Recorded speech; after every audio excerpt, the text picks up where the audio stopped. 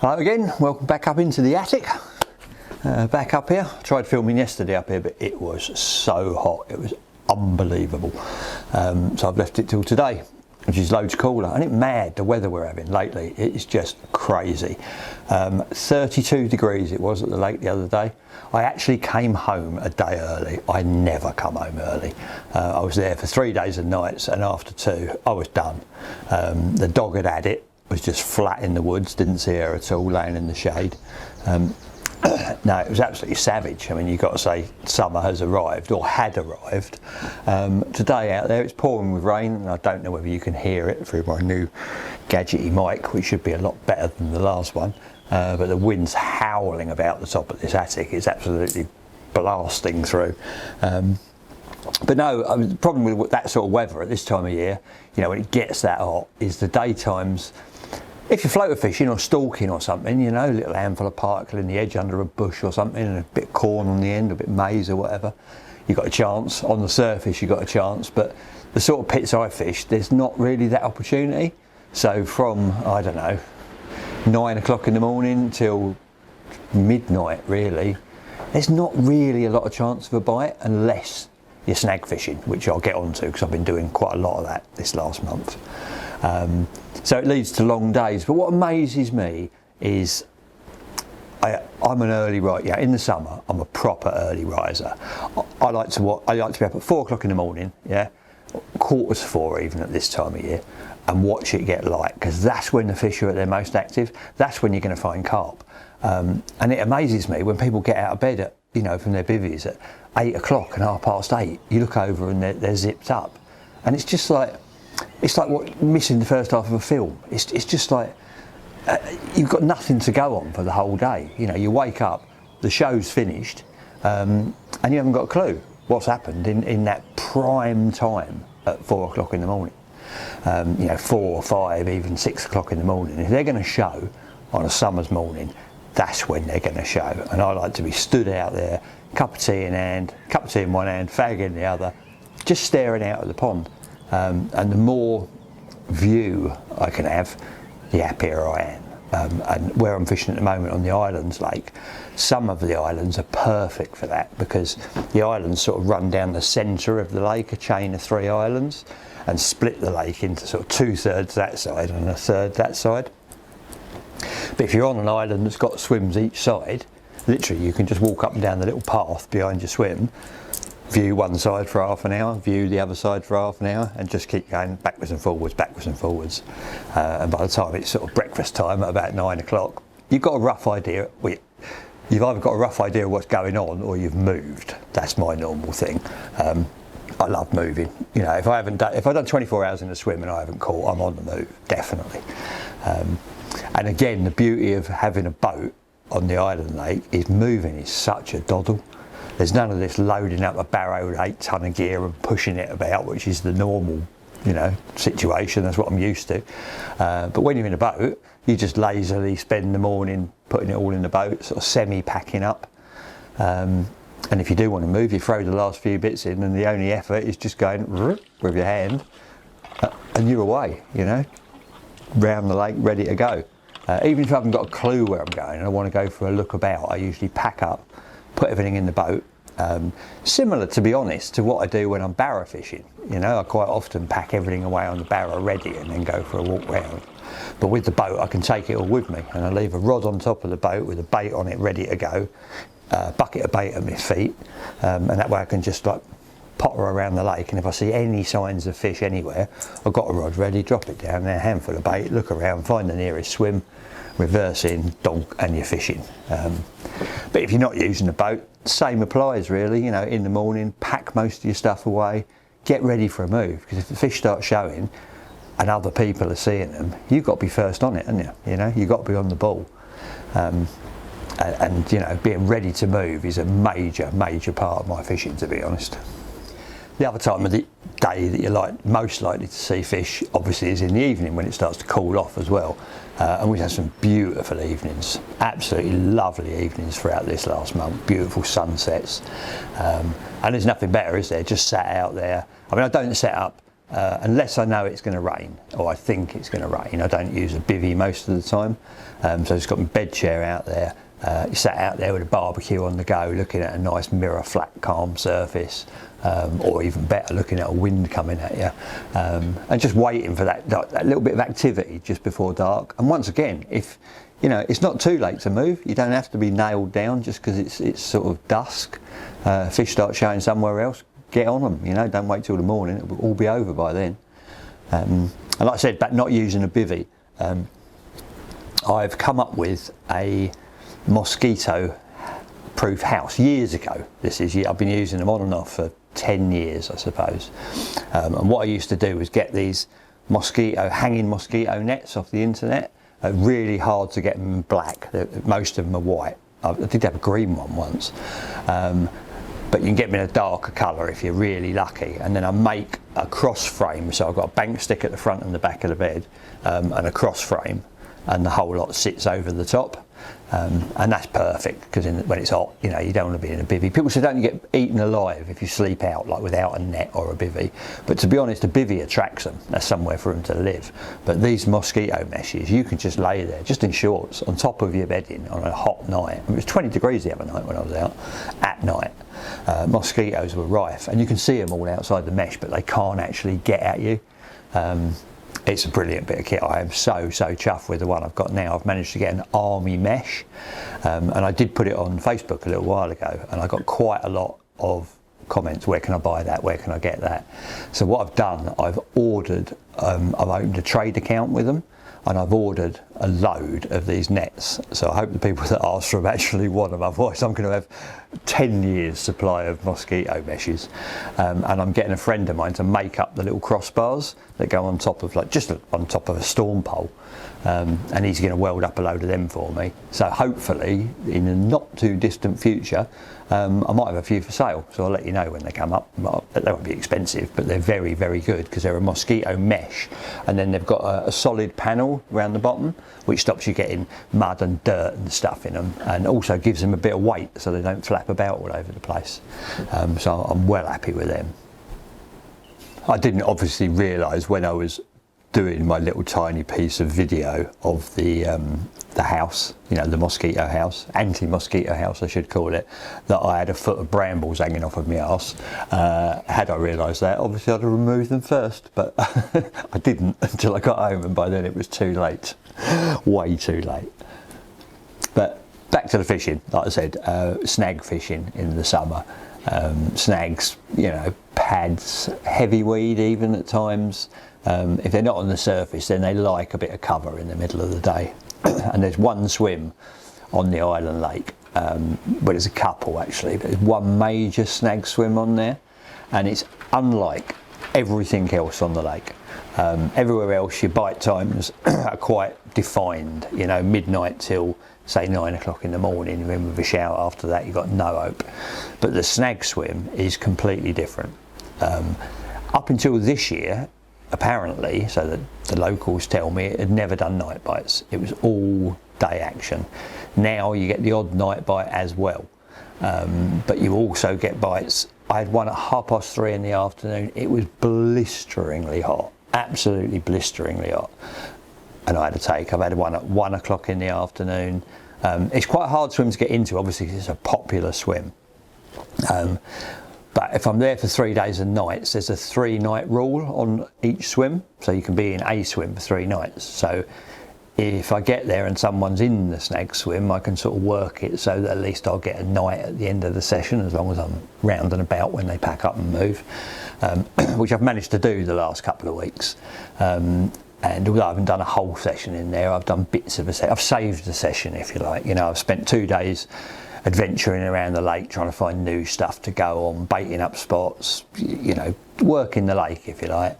And then if I've failed miserably, at the end I've managed to slide into the snag swim and bag myself a few fish.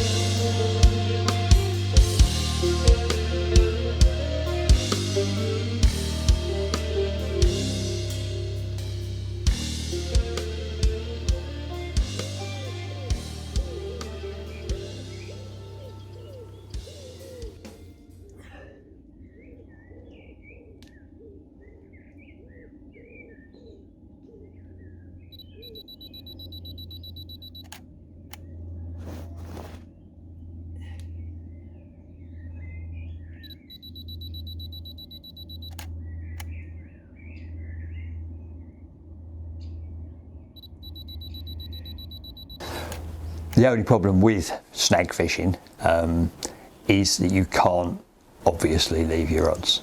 I mean, I don't mean go off and leave your rods, I mean leave your rods at all. I'm fishing, you know, a couple of foot off of snags with all 3 rods along the far bank. I use front clips on there, so I'm pulling the line tight into a clip in front of the buzzer and having a drop on the bobbin, so that they're only ever going to, you know, people say what happens if you get drop backs? You don't get drop backs when you're fishing up against snags. It just don't happen. That fish is only going in one direction. So the second he picks up the bait, he's going for the snags, it pulls out the front clip and you've got this, you know, whatever you drop on your bobbin for an indication. Otherwise, how does the roller turn on your alarm if you're tight, you know, right the way through? There's no line to take. So it takes it out the clip, I get a bite, you know, 6-inch bite, screwed down tight, but you've got to be bang on the rods. I mean, they're actually sat on the rods, which can be it can be stressful, it can be quite tiring. You're sat there in the blazing sun all day, on edge the whole time. And when a bite comes, it's frantic, you know, there's no slow bit, it's just whack. You know, out the clip, up, rod tip right round, you've got to be on it in a second, step back a couple of steps. As soon as you turn them away from the snag, it's all over, you've won.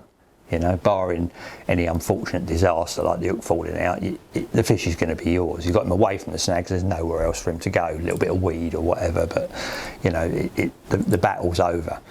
But yeah, it's not the nicest style of fishing because you're on edge the whole time. And even when you're asleep, you've got to sleep right next to the rods. And you never sleep properly, you know, you're just always anticipating that bite, and if it comes when you are asleep, you've still got to be able to react in that, you know, split second. I tend to sleep out on the bed chair, no mozzie mesh, no bivvy, no anything when I'm snag fishing, with the rod butts right next to me, because I want to be on it in a split second.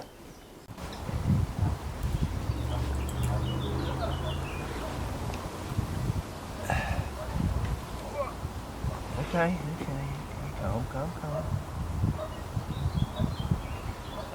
come. I want to see you. There we go. £26, very leathery. A big old tail on him. He's a corker. It's proper wide. You can see that. It's got right old width on him. Thought like a train. Not that I've ever hooked a train, but I assume a train would fight quite well. Yeah, he's a lovely one. Few fish. I've had a few nice looking fish, none of the sort of monsters out of there. I'd say the average fish I've had out the snags have been sort of mid-20s. I think the biggest I've had has been 28. I've had a 27. But these fish are normally the 30-pounders, but everything is now spawned. Throughout the last month they've been spawning in packs, if you like. And what happens on the island lake, if they spawn in one area, that area gets shut off. So the fish that are spawning get left alone to do their own thing, and you can fish other parts of the lake where you're hoping there's other fish that have either spawned or aren't interested in spawning, and that's the way it works on there. It's just gone through its last, hopefully its last spawning cycle. About a week ago, what was left that hadn't spawned started spawning in that big heat wave that we had down in the shallowest part of the lake. They only spawn for a day, but they leave the swim shut for a week, and they reopened, I believe, yesterday. So when I return on Monday, everything will be open, everything will be ready to go, which I'm really looking forward to, because there's been bits and pieces shut on and off for the last few weeks, to be honest. But the whole lake should be open, the fish should have all spawned, and hopefully they'll be hungry for a little bit of bait in places other than just the snags. You know, I've got the bait, I've got the boat, I know quite a lot of the spots now, and I'm sort of really looking forward to getting some of them spots working.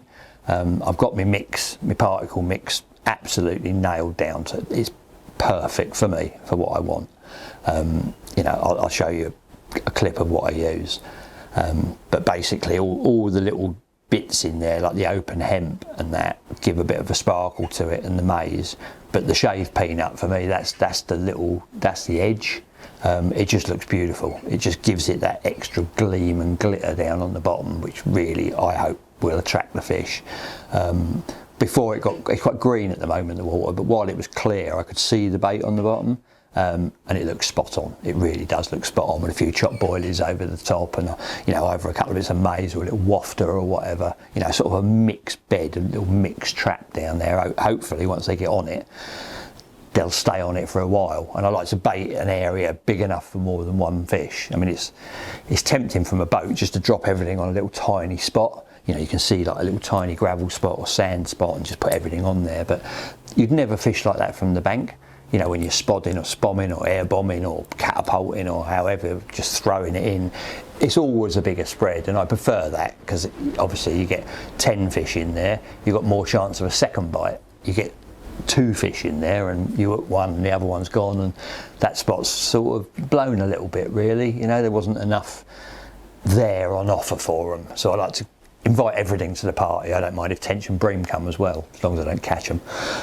But yeah, get a bit of everything in there over a nice big area, a nice bed of particle with a few boilies and bits and pieces, nuts and that mixed in there, and just give them something to get their heads down on really.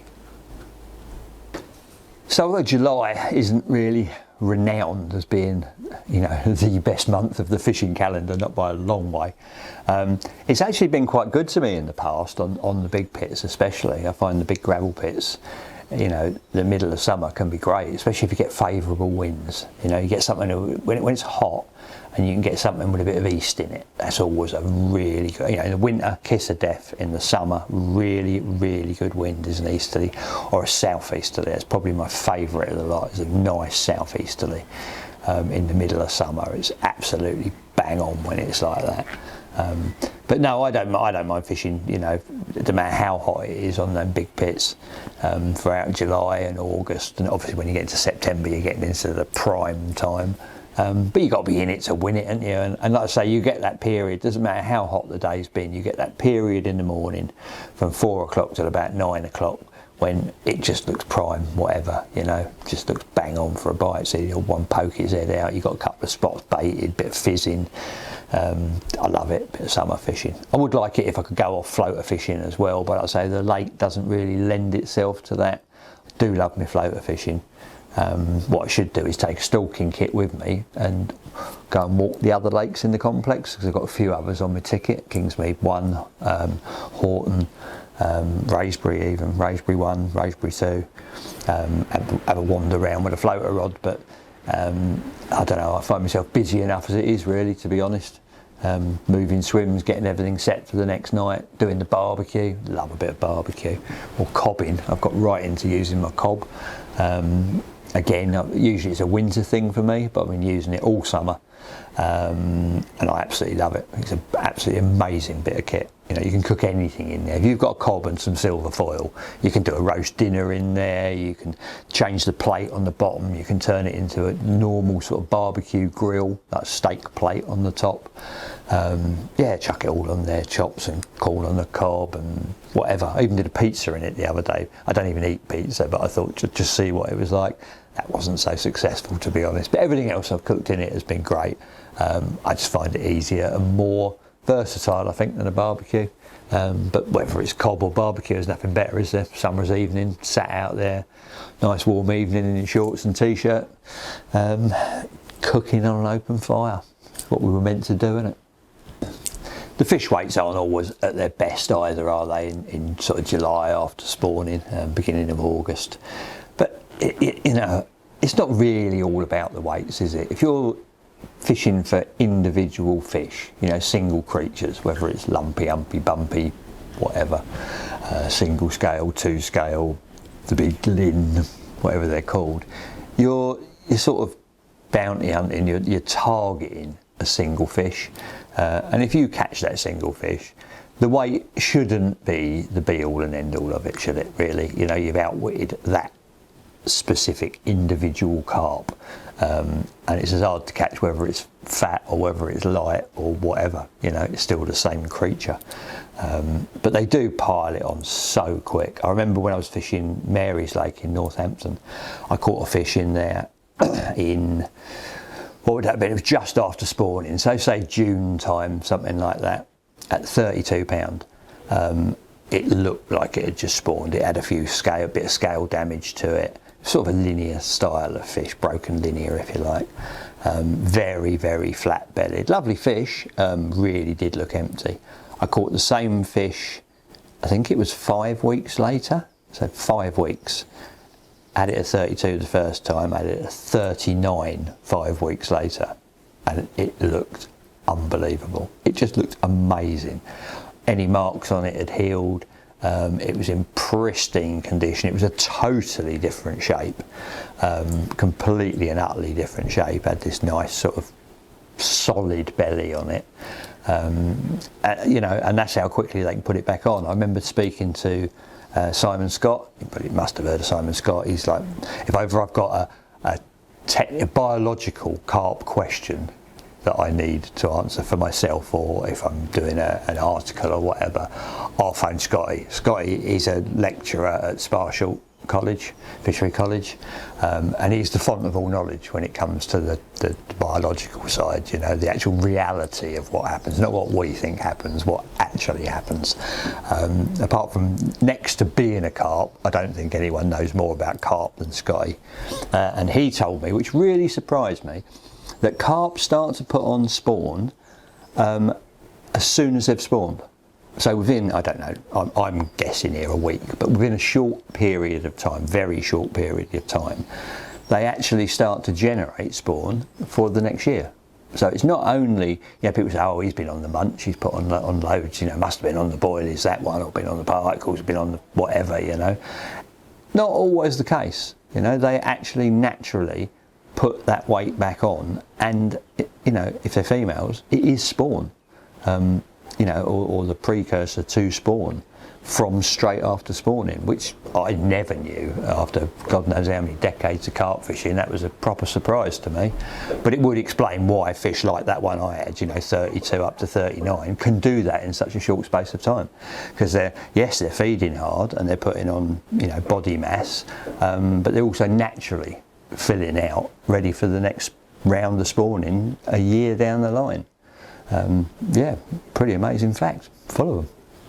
I nicked them all off Scotty, but I'm full of amazing facts.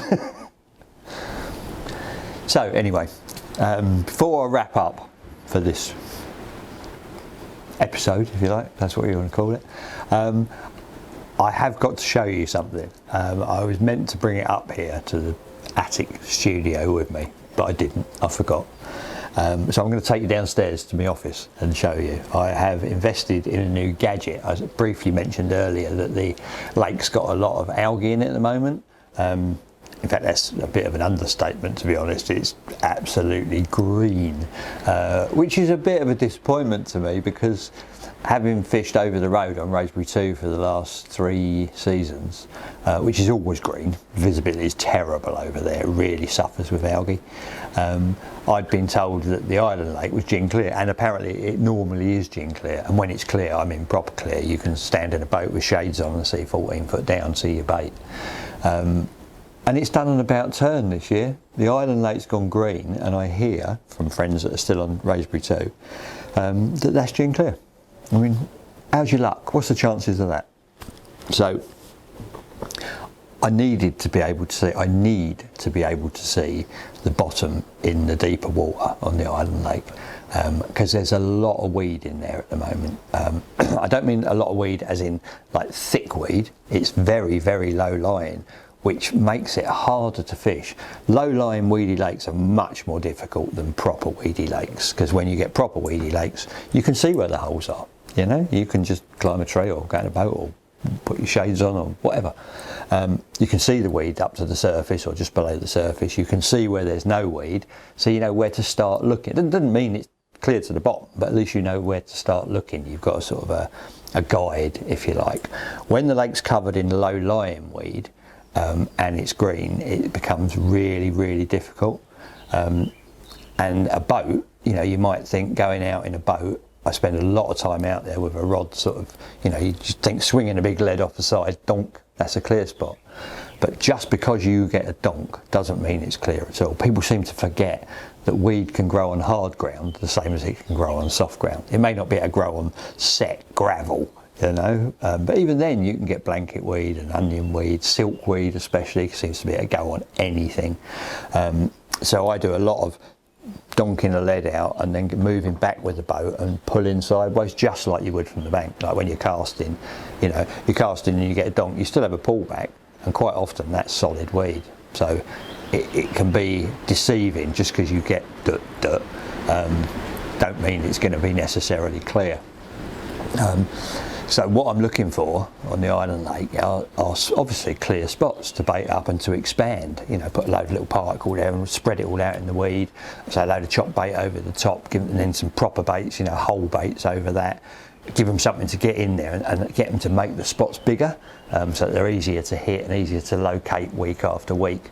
And if nobody else knows where they are apart from you, then, you know, bingo, you got it made. But I've got to find the spots to start with, and with no visibility, this is becoming almost impossible, to be honest. So I bought this gadget.